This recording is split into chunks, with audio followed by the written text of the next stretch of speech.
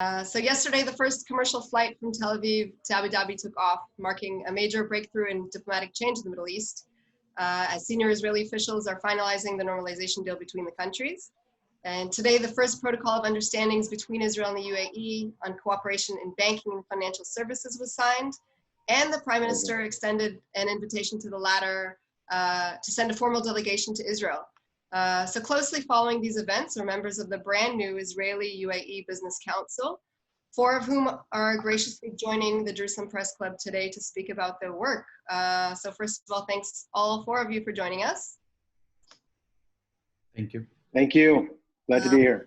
It's our pleasure. Thank you. Thanks. Great. I'll just introduce all 4 of you and then we'll proceed with the questions.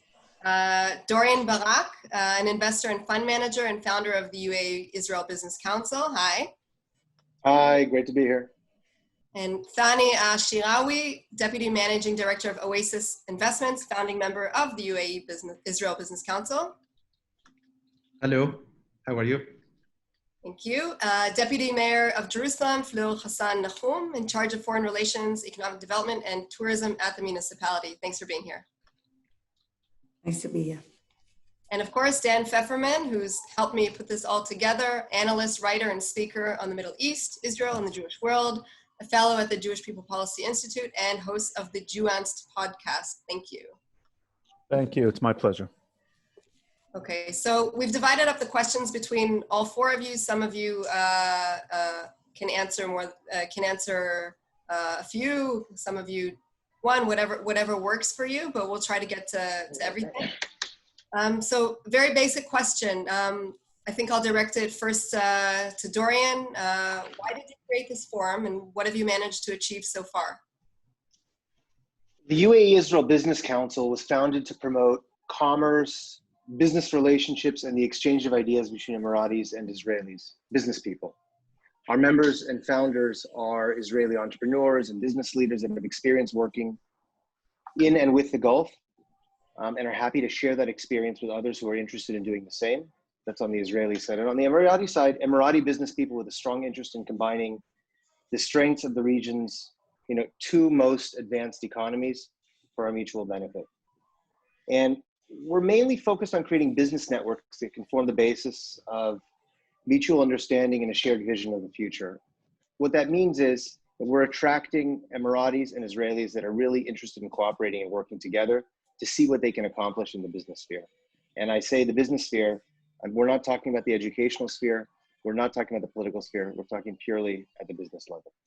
And so far we've been able to attract hundreds of Israelis and Emiratis and companies from both countries that want to use the council as a platform for meeting one another, beginning to explore opportunities to see what they can do together. And over the next weeks and months, we intend to formalize these interactions through online and physical meetings, Zoom and otherwise, conferences, delegations, and sector-specific business forums. I'm going to be traveling next week to the Emirates, some of my fellow council members as well, and we expect to see Emiratis coming here as soon as the protocols are worked out that will enable them to visit with ease. I'm a dual passport holder. I'm American, as many of our founders, or most of our founders. The reason they've been able to spend time in the Gulf and interact with Emiratis directly in the Emirates is because they hold dual passports. Understood. And Fleur, what's your take on this?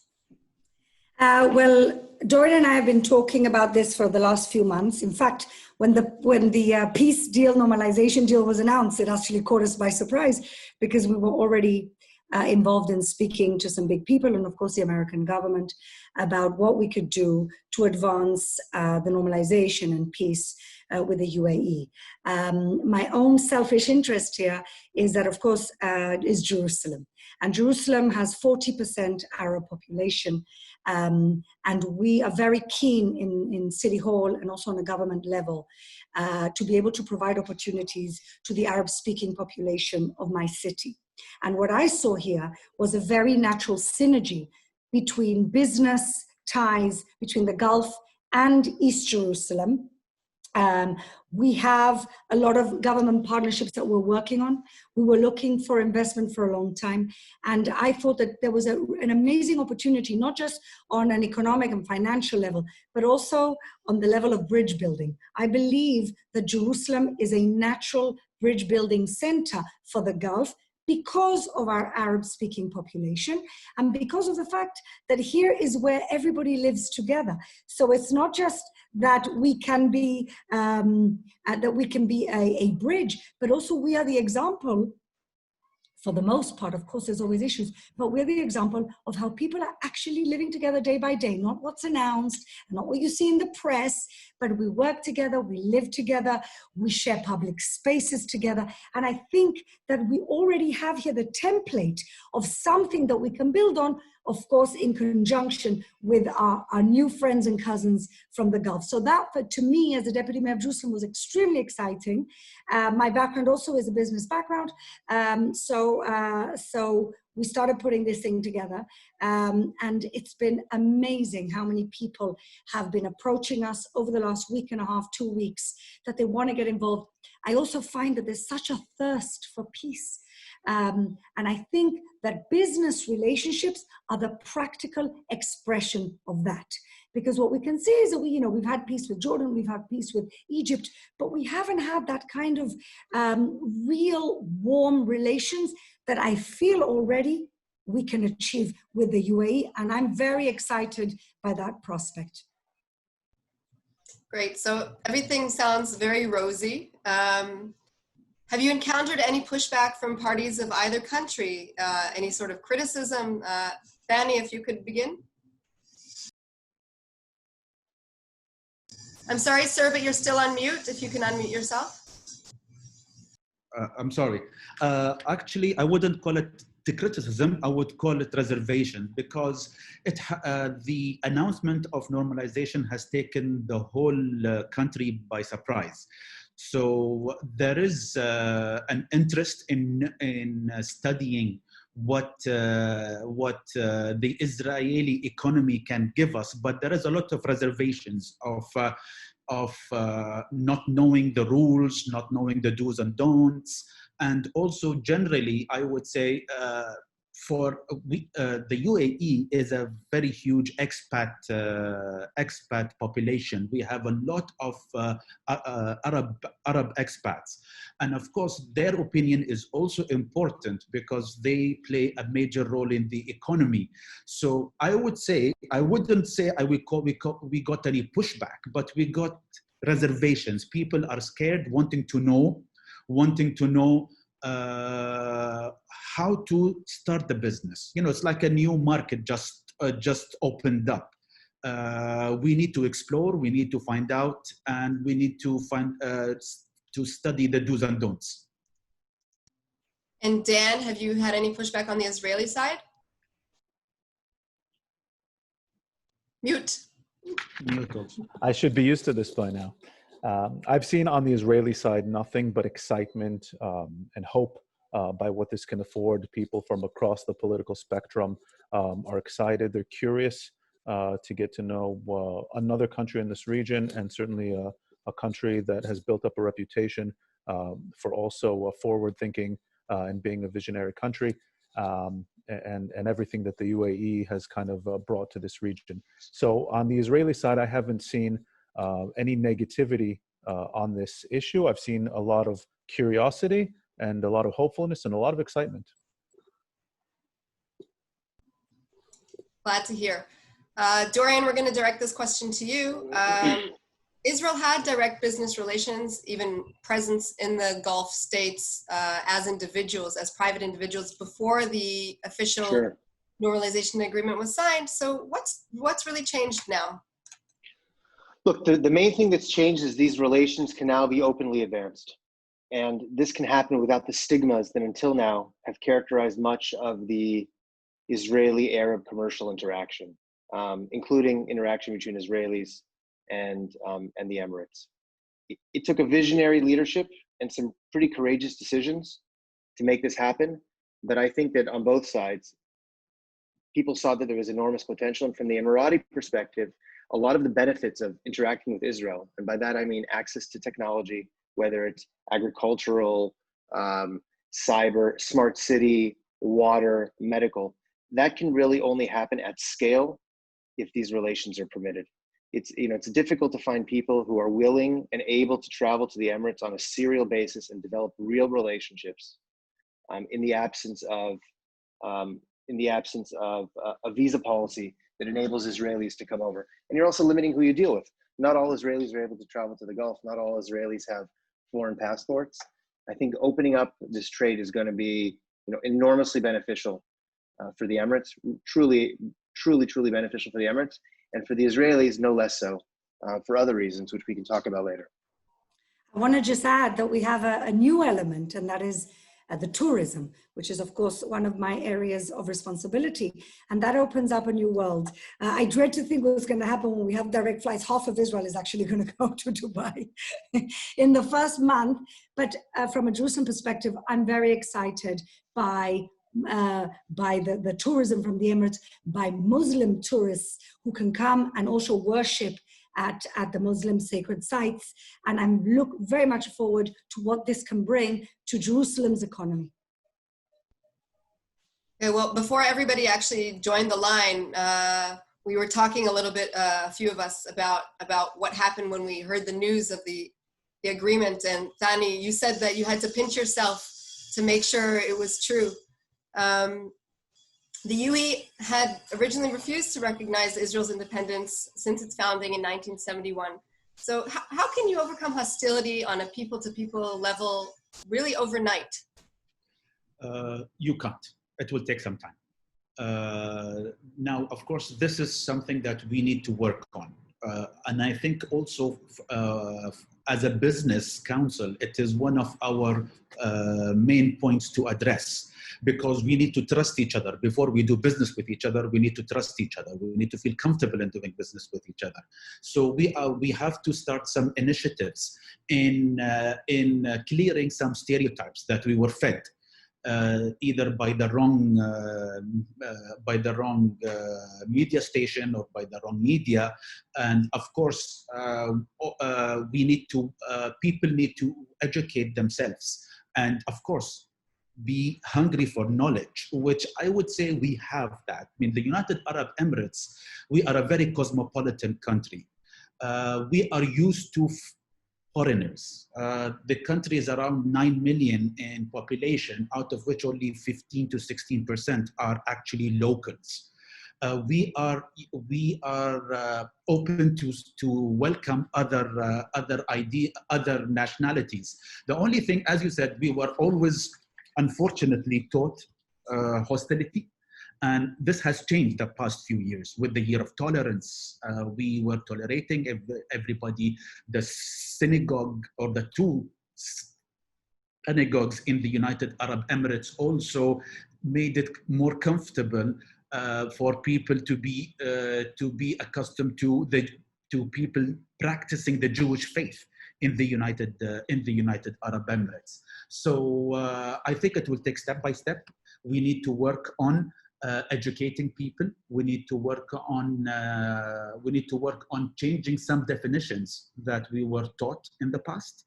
It won't be easy, but at least from my side, I have full intention to preach if I need to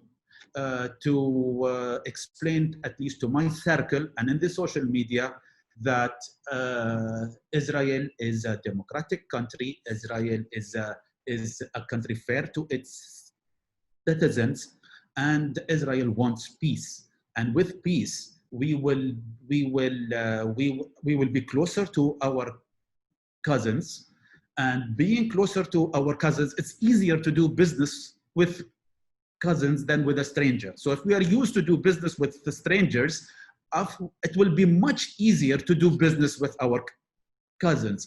Plus, we share a lot of things with the Israelis, a lot of things. The more and more I have more and more Israeli friends, I mean, even the first Sabbath dinner I attended, There is a lot of similarities in the way we think, in the energy that you bring to the table, and the energy that we have in Ramadan or in other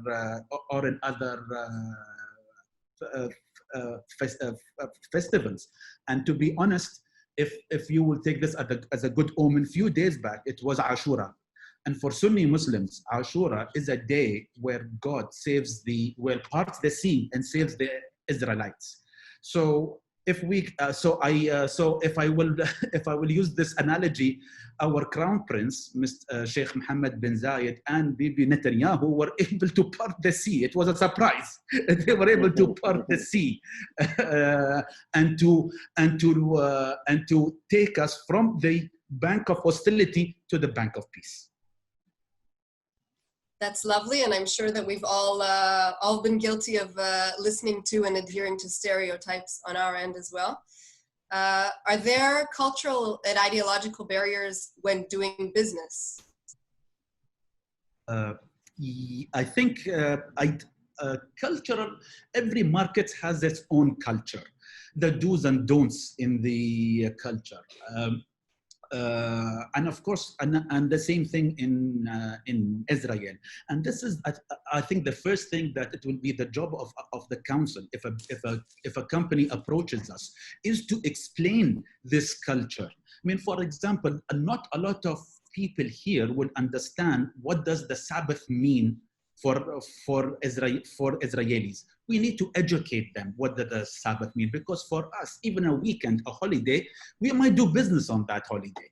We might move around, and the people here need to understand how it is. And the other way around, I think maybe Dorian can add there also, because he's done business. In UAE, a lot of businesses is based on relations. And sometimes you have to build the relation and build the trust in order to complete the transaction. Sometimes it takes time, and sometimes they click quite fast. But the relationship and the mojo, if I would use the mojo between the two parties, has to be there before you strike a deal. I think, Dorian, you'll be able to add that here, since the you've only done thing business. I would add, what you said is spot on. The only thing I would add is that to Thani's description of the relationship dynamic is that, you know, Israelis are quite transactional about business. They do it and get it over with. Emiratis, the nature of business has a much more familial feeling to it. Building trust, building confidence on the other side, long-term relationships as opposed to short-term transactions characterize the Emirati market much more than the Israeli market. And I think that Israelis who enter the Emirates are going to want to tread carefully and make sure that they're choosing the right business partners, but that they treat their business partners as long-term partners and friends, not just as counterparties for a single one-off transaction. I just need to add one thing here, as the only Mizrahi woman in the group, that where I come from, which is Spain and Morocco, the business partners of my family were Muslims. Where my husband comes from, his family come from India. They're Iraqi Jews that went to India. His family's business partners were Muslims. And so we can't forget that we have a very natural bridge here also in Israel, which is the Mizrahi, the Jews that came out of Arab lands and Muslim lands. And I certainly intend to use that cultural acclimation that I had when I was growing up as a natural kind of holistic way of relating to our cousins also in business. If I may add one thing I forgot to mention, here, Israel has a good stereotype, a very positive stereotype. We generally see Israeli businesses and Israeli businessmen and women as being serious, being committed to their work, have done their homework before coming to the meetings. These are the stereotypes that we have. Successful. So this is something that I would say it's not fear, but when an Emirati company will come to a meeting facing an Israeli company, they will have to be as ready as they expect the other side to be. So I would say this is a very good positive stereotype that we have. And I can talk from personal experience when I go to marketing conferences and I meet the counterparts that are from Israel. They're all serious people. I learn from them. We share best practices through email, what things works in Israel, if I can copy here and vice versa.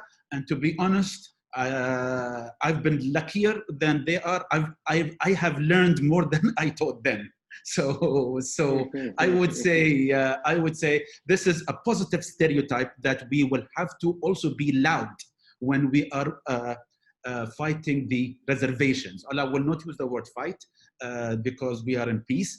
We are tackling or addressing the reservations.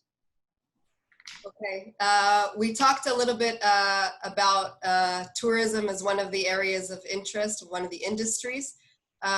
Foreign Minister Anwar al-Galgash said that the commercial interest is focused in cooperation on agri-tech, desert, agriculture, medical technology, but less so weapons and military machinery. What is your group focusing on, given your knowledge of the business sector? And is there room at all for these other fields anyway? Is there room for defense tech and industry cooperation, or are you solely limited to the other stuff? Dorian, maybe you can start. First of all, it's a good question, and it's important to address. Foreign Minister Gargash is exactly correct. Technology in general, and in particular, agriculture, medical, smart cities, water, these are the areas that are indeed most promising for cooperation. And I think Israel has a lot to offer the UAE in these areas. But beyond that, the Emirates is really one of the world's great business hubs. It's an entrepot where people from across the region, South Asia, the Middle East, Africa, East Asia, where they gather to trade. The infrastructure, the corporate culture, the human capital in the Emirates, for those who have been, it's unique, it's outstanding, and it's unparalleled in some respects. I think Israel is really going to benefit enormously from access to Dubai and Abu Dhabi as staging grounds for Israeli companies to expand to the world. So that's another area of cooperation, which I think is going to be very, very important. Israeli trading companies are going to find themselves drawn to establish real trading hubs and operations in the Gulf, and in particular in Abu Dhabi and Dubai. Whether that will extend to security and defense equipment, I agree that that is not the main area for cooperation. Some of that cooperation already takes place. And I think that what Israel has to offer the world, I mean, certainly Israel is a pioneer in many security and military technologies, but that's not what Israel does best. Israel does a lot of things very, very well. And I think that the things that the world has to gain from are the areas we previously mentioned, whether it's agri-tech, medical, water, smart cities, the stuff that the startup nation is famous for. I would second Dorian there, and also I will agreeing with His Excellency Anwar Gargash. When it comes to weapons and defense, it's government to government. Here we are talking people to people, company to company. Here we don't, no, there is no any private sector. There is no armed private sector in the United Arab Emirates. There's no defense contractor in the United Arab Emirates. Here we will definitely be concentrating on technology, concentrating on tourism. I think Israel, to be honest, me, myself, I can't wait to come and visit Israel for two reasons. It's been a dream since I was a kid. And the second thing, I would like to visit the holy sites. I love history, so my favorite part were the Crusades. So I would like to visit the castles and all of the battle sites. I mean, for me, it's like a dream come true if I will be able to visit.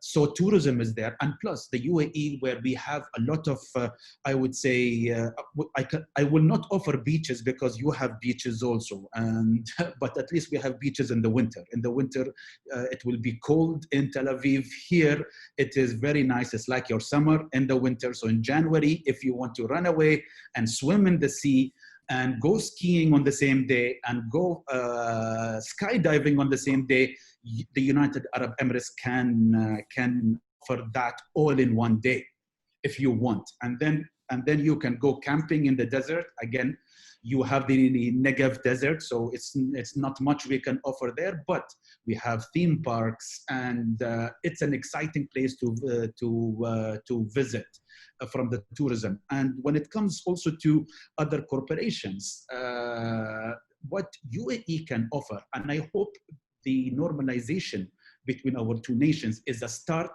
of the normalization with the area. And when that happens, the United Arab Emirates is the best place for Israeli companies to have hubs, and they will have the outreach to Asia. India, Pakistan they are in theory around the corner. It is closer for us to fly to Mumbai or to Delhi than to fly to Tel Aviv. Not a lot of people know that. It's around the corner. Iraq, hopefully when it stabilizes, it's a big market and it's very close to us. You have the other GCC countries. You have the east coast of Africa and Southern Africa. All of these come to Dubai to do business, all of these nations. So this is a low-hanging fruit if Israeli companies come to Dubai or Abu Dhabi to establish businesses, all of this is in theory an arm length away. You can reach all of these markets. In return, we are hungry in knowing what you do in tech and agriculture. We are extremely hungry. We are a desert market. We don't have water. Water is expensive. Israel has similar obstacles, which you have tackled successfully. We would like to learn from that. And I think these are the low-hanging fruits. Thank you.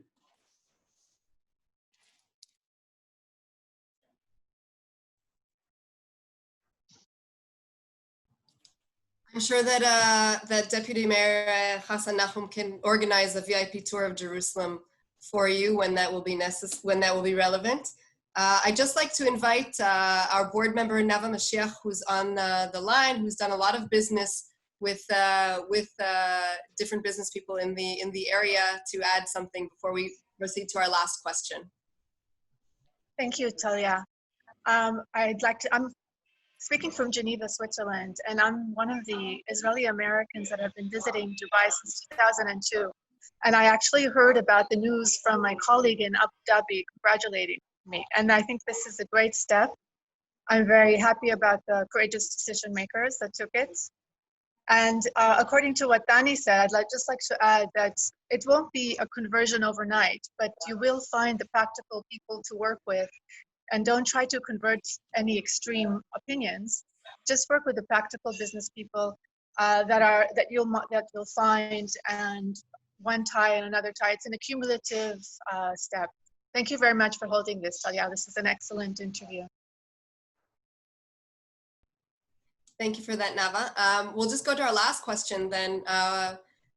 Thani already spoke a little bit about the Asian market, but maybe Dan, you can give us your perspective on what other prospects we're looking at regarding Arab states that could enter the council, your council, eventually.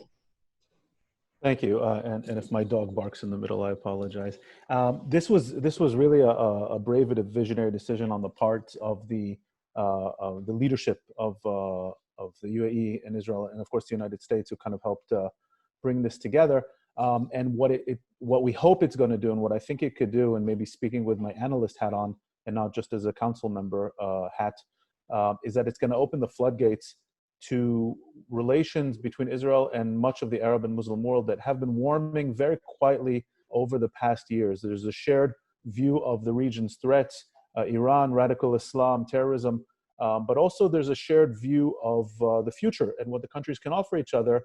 And Thani spoke very well, and Dorian spoke very well about the tech that we have and the kind of business and logistical hub of the region that the UAE can offer.